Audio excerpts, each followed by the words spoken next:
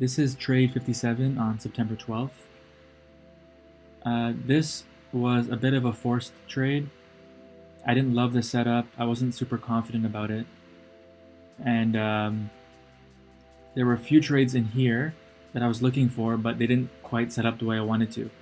So once we had this weak rally up, I thought that might be my last opportunity to trade for the day. Because even yesterday, at the end of the day, it was pretty much all in a really tight range, which is hard for me to trade.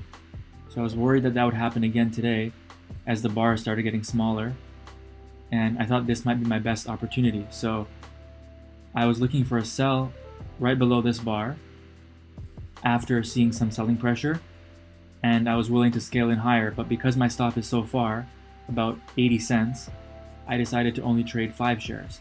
So I'm setting up a 5-share sell order with a sell limit. And as soon as I saw it break below that bar, I set a limit order there, hoping it would come back and fill me.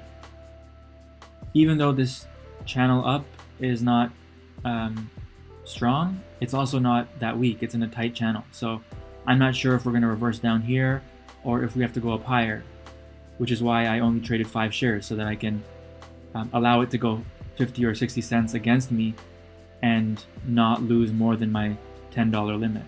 So I traded small, 5 shares, thinking that we might have to go sideways for a bit first.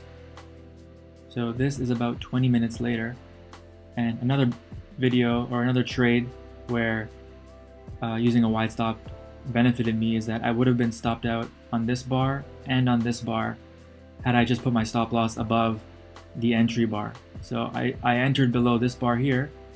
Had I put a stop right above, I would have been stopped out twice already.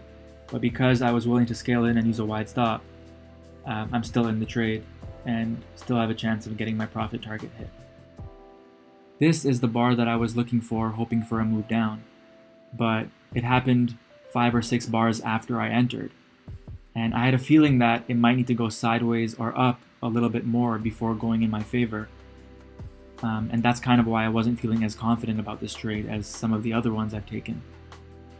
So even though I was a little bit early, I gave myself some leeway by using a wider stop and knowing that I could scale in a little bit higher. Here it got down to the exact price where my profit target was, but didn't fill me and started to hesitate above it. So I decided to move my profit target from 288.89 up to 288.93. And eventually it does fill me there for a 10-cent profit, and only on 5 shares this time. So it ended up being a profitable trade, but not as well executed as I feel like some of my other trades have been in the past 5 or 6 days.